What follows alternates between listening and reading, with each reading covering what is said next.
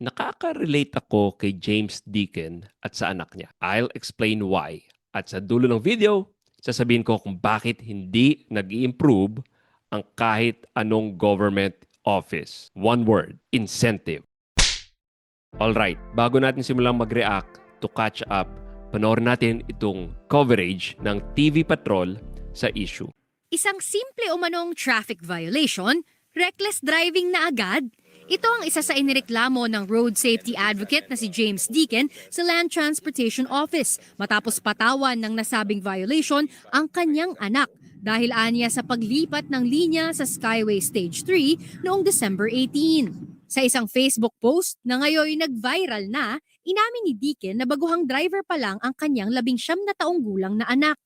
Kaya hindi pa ito masyadong pamilyar sa Skyway.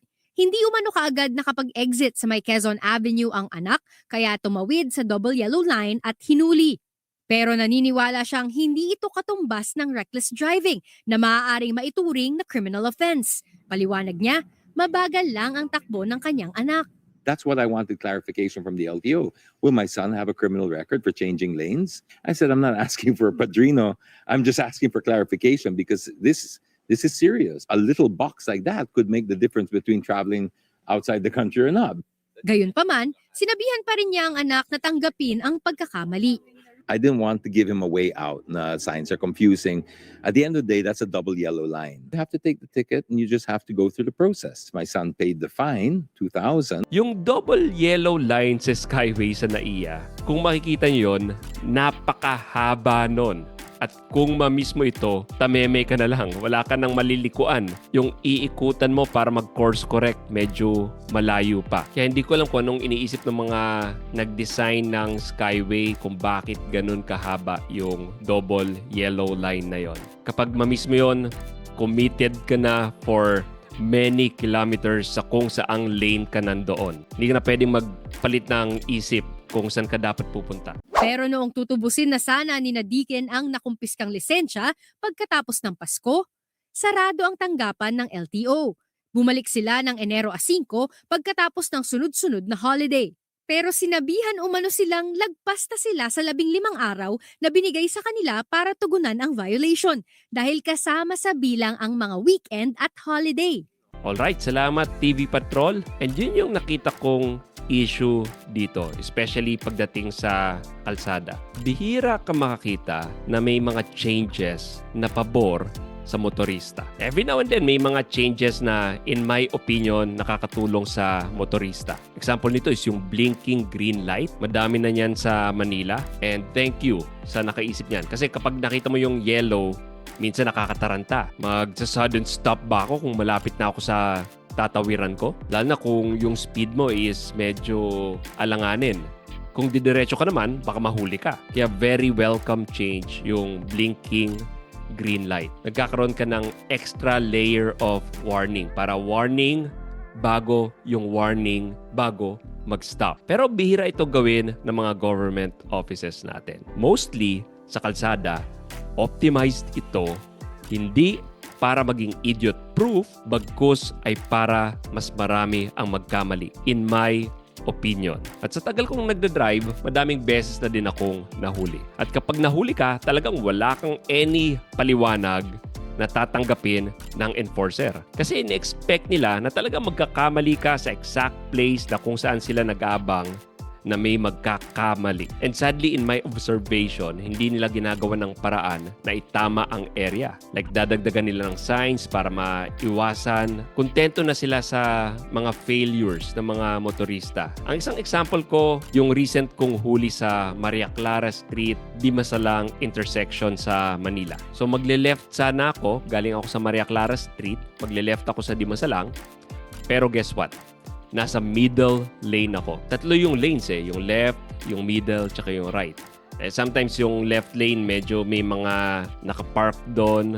Talaga mapipilitan ka doon sa middle lane. So pa-left ako but nasa middle lane at walang any sign na bawal mag-left doon sa middle lane. Dapat yung pintura ng araw sa kalsada ang magtuturo sa iyo nun. Pero nung binalikan ko, kumupas na ito to a point na non-existent na yung mga arrows. Kahit tignan nyo sa Google Maps, ganun na yung itsura nun. Kaya ayun, nahuli ako. Ang hassle na nagbabayad ka ng tax para madagdagan ang sign sa kalsada at mabawasan ang chances mo na magkamali. Pero bihiran lang gawin yon. Kaya nakaka-relate ako kay James Deacon. Dahil ako yung tipo na willing akong ibigay ang lisensya ko at hindi ako naglalagay. Because for me, as a Catholic, mas hassle pa maghanap ng pari na pagkukumpisalan ko for the sin of bribing the officer. Kaya nga laging 5 years na lang ang expiration date ng lisensya ko every renewal. Daig pa ako ng misis ko na 10 years ang expiration kahit bihira naman siya mag-drive. Mas may tiwala pa si LTO sa kanya kaysa sa akin. Ngayon, bakit ganito? Ano ang problema ng local government natin at mga offices ng gobyerno? Bakit hindi sila nag-i-improve? Bago ko sabihin ang thoughts ko, kung hindi pa kayo subscribe sa channel na ito, baka pwedeng papindot naman ang subscribe button down below. And while you're at it, pakipindot na rin ng like and notification bell. Alright, eto na ang tingin kong dahilan. Again, nakaka-relate ako kay James Deacon tsaka sa anak niya dahil recently, nag-register ako ng business sa BIR. Nung unang punta ko, inabot ako ng kalahating araw sa pila sa window 10. Ox naman, may kailangan nga lang daw muna akong i-accomplish sa window 2. Kaso, kailangan kong kumuha ng number para sa window 2 na mahaba din ang pila at aabutin din ako ng kalahating araw kung hihintayin ko. Kaya, bumalik na lang ako sa ibang araw. So, pumunta na ako ng mas maaga para una na ako sa pila. Then, na-accomplish ko na ang kailangan kong gawin sa window 2. Need ko nang bumalik sa window 10. Ang problema, kailangan kong ulit kumuha ng number sa window 10. Last time kalahating araw ako naghintay doon. So, bumalik na naman ako the next day. So, ayun, bumalik ako, then magbabayad na ako sa cashier. Guess what? Kailangan ko rin bumalik the next day dahil mahaba rin ang pila sa cashier. Kailangan ko na naman bumalik sa window 10. Kaya, bumalik na naman ako sa ibang araw. Nakalimang balik ako sa BIR. Awang-awa ako sa sarili ko dahil ganito ako kadesperado ibigay wholeheartedly sa gobyerno ang perang kinikita ko. Nandun yung dedication. Biruin mo yun, parang sinasabi ko na, please, eto na ang pera ko.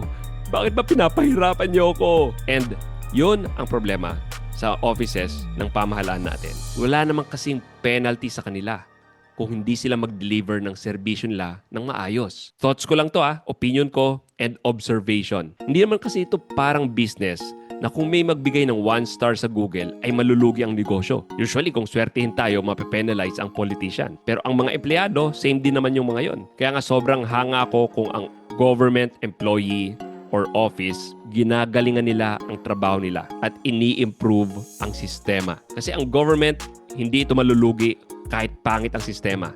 Patuloy lang naman itong kukuha ng tax natin. Kaya tingin ko, walang incentive ang mga offices para gandahan ang serbisyo nila. Pero again, hindi ko linalahat dahil may mga offices na okay naman despite that. At hanga ako sa mga yon. May isang BIR office ako na napag-applyan din sa ibang lugar. Ox na ox ang service nila.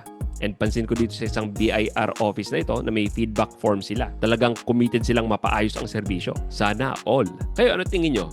Am I making sense? Nandito pa lang ako sa pag-identify ng tingin kong problema. Hindi ko pa masyadong pinag-iisipan kung ano ang solusyon. Ilagay nyo na lang sa comment section kung agree kayo or may iba kayong tingin yung reason kung bakit ganito ang sistema ng mga government offices sa bansa natin. And siguro baka makaisip din kayo ng solusyon, ilagay nyo na rin sa comment section. Kung gusto nyo ng ganitong mga takes na kakaiba, patuloy lang kayong manood ng The Sentinel PH YouTube. Ito ang isa pang video. Click nyo ang link.